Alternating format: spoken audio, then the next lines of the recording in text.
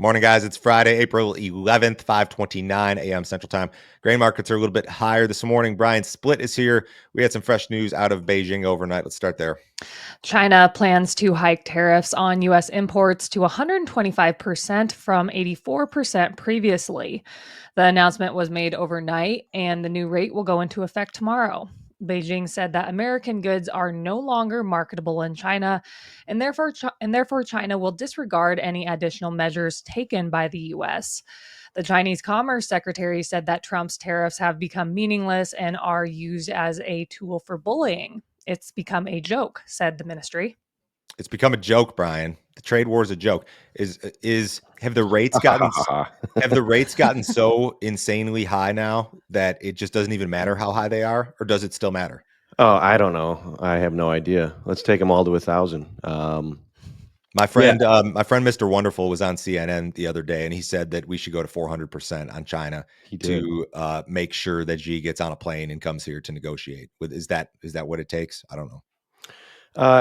So his whole point was that it's more than just tariffs and all of that. It's the stealing of intellectual property, and there's other things besides tariffs that impact trade. So his thought was take it to 400%, make it crazy, and make Z come over here and let's talk. Whether that's what Z would do or not, I have no idea. But I don't, I just really care about what the market impact is. I'm not going to figure out, if we're at 100 and this percent and they're at that percent, what does it mean? I just like that the bean market is still higher. We've dealt with a lot of, China tariff news over the course of the week. Yet May soybeans are like 60 cents off of the recent low right now.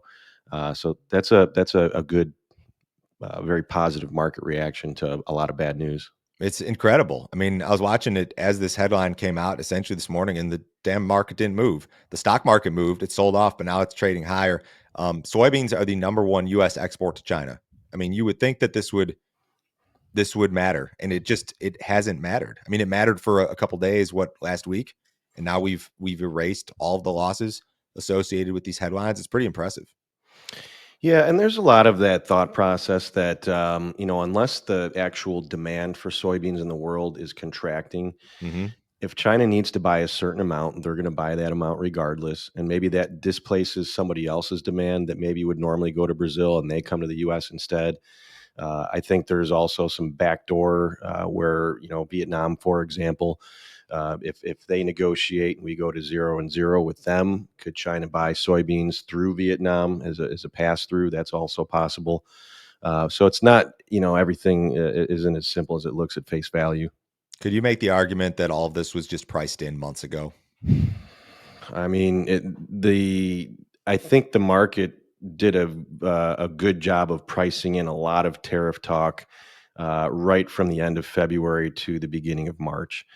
March 4th was a major low in a lot of commodities. And I think it's interesting to see which markets have traded through their March 4th low and which ones haven't. And I think one that really stands out that hasn't and that continued to hold that low is the corn market. And if anything, double bottomed at that March low and then reversed higher. So I think that looks really good for corn, but I think the soybean market right now, we're at the upper end of a trading range, and we've talked a lot about the 200-day moving average and the 100-day moving average. So we have yet to get through the 200-day, but we're close. We'll see if, and I think there's a lot of bearishness that's in this market. We had a move below some support, just like we did in December. That December move turned out to be a bear trap, and then we immediately recovered and got back above that support, just like we did this time. So we'll see if we can actually take out the resistance above the market. But I think the 200-day, if beans get through that, it's going to be a lot more bullish than what a lot of participants think. But I've got we have to get through there first. I've got some charts we'll look at in a second. Let's do the USDA report, and then we'll look at that stuff. So USDA trimmed U.S. corn ending stocks more than anticipated yesterday. The agency pegged this season's U.S. corn ending stocks at 1.46 billion bushels, down from the March estimate of 1.54 billion and below the expected 1.51 billion. The downward revision was due to an increase in the corn export forecast, which was raised to 100 million bushels. The USDA's revision caused the May 25 contract to rise by 9 cents, settling at approximately $4.82 per bushel, its highest level in nearly 6 weeks. Soybean ending stocks came in as expected, though slightly below last month's estimate. Wheat ending stocks exceeded both last month's forecast and analyst projections. Let's skip straight forward to this. The U.S. corn situation in a vacuum is outright friendly. 9.65% stocks to use ratio projection, which means that USDA believes that at the end of the marketing year, we'll have 9.65 bushels of corn left over for every 100 bushels that we used domestically and exports combined. This is pretty tight. You're back into like a scenario that would more so be associated with a bull market or a friendly market than a bear market. Now, there are other factors like we're going to plant a ton of corn acres, that sort of thing. But I mean, this chart and in this old crop situation in a vacuum is very friendly. Right. I mean, so 9.65% stocks to use. You just go back 2 years to that 22, 23 timeframe, and then you think about where values were back in that timeframe. We had things going on. There was the invasion of Yeah. Ukraine, and we had wheat go to some pretty extreme prices. But and it's not just the domestics. The world stocks and stocks to use are tight as well. But so one of the things that we kind of looked at yesterday was, all right, if we know right now we're at a 1.465, let's assume the USDA uses a 181 yield. We know what the planting intentions are as far as the acres. We got that at the end of March. What might be that first new crop balance sheet type of a carryout number on the May WASDE? So we're already looking out a month.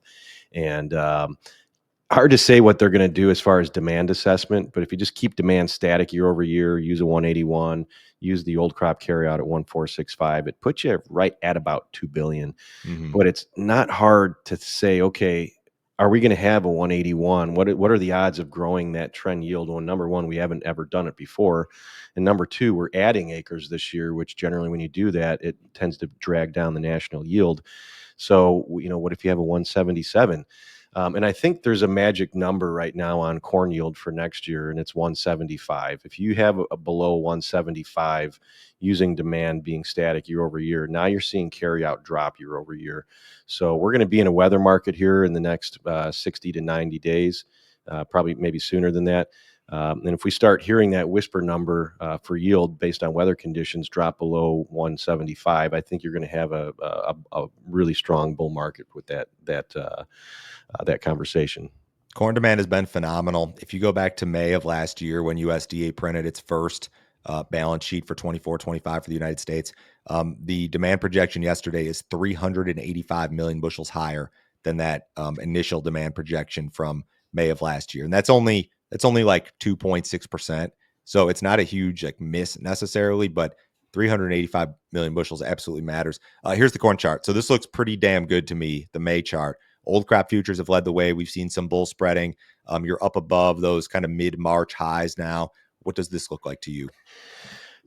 So to me, it would look like you've got the double bottom here, and I'm like pointing at my chart, like you guys can see what I'm pointing at. But you've got these lows down here at 440, and then you've got that high at 77.5. So that's a 37.5 roughly trading range, right? And so what we would typically do, you've got that downtrend from that first high in March, then you've got a second high in March, then you've got that little third high right at the end of March, beginning of April. So what you're supposed to do is you're going to take that roughly 35 cents, we'll call it, and then you add that to where it took out the downtrend. So I'm just thinking maybe that's around the 465-ish area, maybe 460. So that suggests we should go up to maybe like 495, $5 would be the measured objective of that pattern.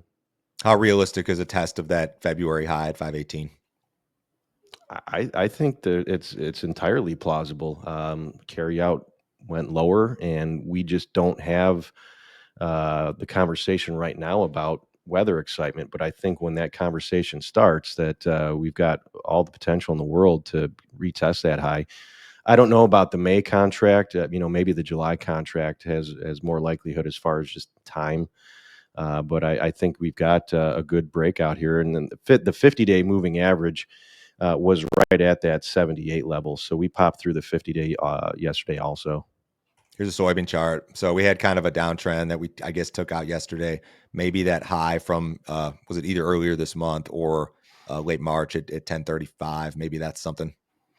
So that early March high, I believe, was like 36 and a half or something like that, in that ballpark. And then you actually have the 200-day moving average just slightly above that area. So I think that, like I said previously, if for some reason we get the soybean market to push through the 200-day moving average, those were the highs that we had in May of a year ago, was against the 200-day. The highs that we made in winter in that late January timeframe were against the 200-day moving average. And when corn took out its 200-day, when it started its rally, I think it was maybe in late December, it got through there, and then it kind of used it as support going into the January report, and then it took off from there, and it had about a 60-cent rally when it got through the 200-day. I think if beans get through the 200-day, we're going to see more than a 60-cent pop. It might be about double that, just based on how soybeans move. But I could see this market going all the way back up into the upper tens here, just short term. But if you get beans over $11 for some reason, based on weather concerns, then we're gonna see a very spicy market. Or maybe lower acreage concerns. I still think that acreage could shift versus those March intentions. I think you could see more corn compared to March. I think you'd see less soybeans compared to March. Let's go to export sales. U.S. export sales declined across the board last week. Net corn sales were near the lower end of pre-report expectations at 31 million bushels. The print was down 33% compared to the previous week and from the prior 4-week average. South Korea was the largest buyer for the week. Net soybean sales fell below expectations at 6 million bushels. The print was down 58% from the previous week and 63% from the prior 4-week average. China was the largest buyer.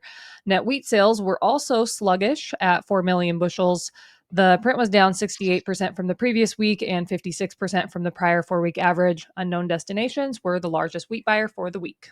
Okay, not the best week of sales, but the corn sales are still way above the pace needed, even to hit the newly revised USDA projection. You could make an argument right now based on the pace of corn sales and shipments that USDA is still too light on exports and that they may need to come up another 50 or 100 million bushels, which could take your carry out down to what, a 1.3 and change maybe? 1.3 and some change. That puts you in territory back to the 2021, 2022, from a carry out and stocks to use perspective. And one big feature that I remember of that particular marketing year was the drastic premium that July carried to the December contract. So old crop versus new crop, that spread went bonkers to the upside. We just had earlier in March, we had July trading as little as 8 cents over the December contract. Now we're trading in the low 30s, so 30 plus cents over July or over December. 35 And this morning. yeah, and when you look at where we went in 2021, we were talking like $1 plus inverses. And I think you could very easily see a repeat of that. And that may come from a continued deterioration of the old crop balance sheet, USDA acknowledging corn for export further. And then seeing, we think the corn acres could go up as well between the March report and the June report. And that would add a little bit of a bearish element to the new crop. So that July D's corn spread could really get pretty wild to the upside would be my take on that. Yeah. Okay. Let's go to the drought monitor.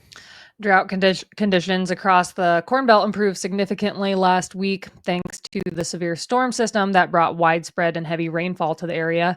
Conditions improved throughout Missouri, Illinois, Indiana, Ohio, and Michigan. Above normal precipitation over the last couple of months also caused conditions to improve slightly in Minnesota and Wisconsin. Scattered precipitation across the high plains led to improved drought conditions in central Oklahoma, northern Kansas, northern Nebraska, and eastern South Dakota. Meanwhile, conditions deteriorated in western South Dakota and western North Dakota. When we look at the percentage of U.S. areas experiencing drought, corn country 28%, soybeans 22%, winter wheat 32%, spring wheat 43%, and cattle country 35%. All right, Brian. So are we already drawing the line in the sand here where this is going to be a wet year in the east and maybe a dry year in the west? Is that how this is going to shape up? This is rainfall. This is from our friends at Crop Profit. This is just over the last 14 days. I mean, you look at southern part of the Corn Belt or the mid-South, if you want to call it, excessive rain, Ohio River Valley, flooded out. I mean, it's going to be a while in those areas, but out west, I mean, they could be rocking and rolling pretty soon. Yeah, this is the exact weather scenario that when we were in Nashville at our conference that Eric Snodgrass had talked about. He talked about the Eastern Corn Belt remaining wet through planting, seeing planting delays there. He talked about the Western Belt being good for planting. The crop would go in rather quickly. But the area of focus for the big picture, as far as what we may be looking like for our growing season, is really all about what's going on in that northern part of Mexico as you get into the border of Texas, and then the conditions in Southwest Texas. And if you go back to the Drought Monitor, there has been no improvement in that area. And so his concern is that as we progress into the growing season, that dryness starts to trek further north into the Midwest. So thus far, and it's been 2 months since our conference, what he's talked about and what he's been worried about thus far has come to fruition. And so I think if we see some rains come into Mexico where it's been really dry over the last couple of years because they've had a tremendous drought, what that showed in his modeling is that that rain would then push the dryness up north into the United States. So that's the pattern that I'm watching for. I don't know that I'm really too worked up about, the percentage of the corn and soybean areas in drought right now. I'm more focused on what's going on in the non-growing regions and how that may evolve over the next 2 months. Forecast is really pretty dry for the majority of the Corn Belt for the next 10 days, maybe some rain in parts of Illinois and Indiana, which they probably don't need following what just happened here the last couple of weeks. But a lot of the plains, a lot of Western Corn Belt going to be dry. CONAB raised its outlook for Brazil's total corn production yesterday. The Brazilian crop agency pegged the crop at 124.7 million metric tons, a 1.6% increase from its March estimate. The revision reflects favorable planting conditions for Brazil's second corn crop, which was completed in mid-March. CONAB also made a slight upward adjustment to its total soybean production forecast, now estimated at 167.9 million metric tons. Meanwhile, the Rosario Grains Exchange increased its outlook for Argentina's corn crop to 48.5 million metric tons, a notable increase from the previous forecast of 44.5 million metric tons. The exchange trimmed its outlook for the season soybean crop to 45.5 million metric tons, down from 46.5 million metric tons. They did catch some rain in Argentina that I think helped boost crop prospects. The big deal right now would be the second corn crop in Brazil, and the weather forecast looks pretty good. I forgot to include this map this morning, but our friends at Crop Profit say that over the next 14 days, Brazil's second corn areas will see 153% of normal rainfall. So I don't see any problem there right now, Brian, but it's still going to be a few months until that crop's available for export. Correct. And I think it's interesting. We looked at USDA and their initial estimate of Brazilian soybeans, and they started at 169 million tons. They've left it there the They whole haven't time moved. for months. And I don't know. I mean, did they just nail it right out of the gate? But it seems like they're very close. But the wild thing is that they last month and this month on the report we just had yesterday are revising last year's soybean crop in Brazil higher. And we're talking a year later. So they may stay at 169 million tons for this Brazilian crop, and then we may not see revisions for a year down the road on that. Yeah. What did cattle do yesterday? They were lower. Live cattle were $1.72 to $3.17 lower. Feeders saw losses ranging from 97 cents to $3.32. Box beef was also lower. Choice was down $3.57 at $3.34.29, and select was down $5.65 at $3.14.96. So does the cattle just keep following the stock market around? Is that what's going to happen for a little while? For the time being, yeah. I mean, it's almost by extension, you're trading equities through the live cattle market. And the problem with that is that the live cattle market closes, right, at a little after 1 o'clock, and then the Yeah. equity market trades until 3, and then it trades overnight. So if you have a cattle position on and you're holding it overnight, you are extremely susceptible to what the equity trade is going to do until the cattle opening the next morning. And that's why we're seeing the market settle at one price, and then it'll open, couple bucks higher or a couple bucks lower from the previous day's settlement based on the equity trade.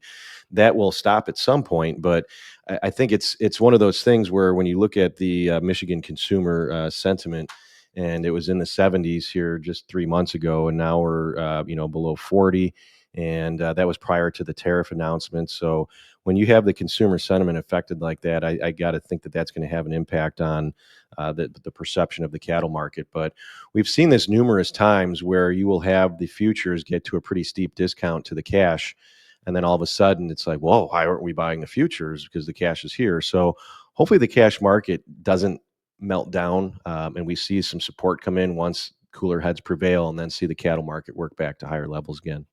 Do you remember when they did the overnight cattle trade, when it was like It's the sometime around worst. 2008 to 2011 in there somewhere? I don't remember exactly what year it was. It was the worst thing of all time. It was awful. horrible. It was so illiquid, and just the moves that we were seeing overnight were absolutely ridiculous. So I like it better this way that we're not trading overnight. But again, you just have to be mindful of if you're carrying a position from the close to the next day's open, you better be watching the equity trade.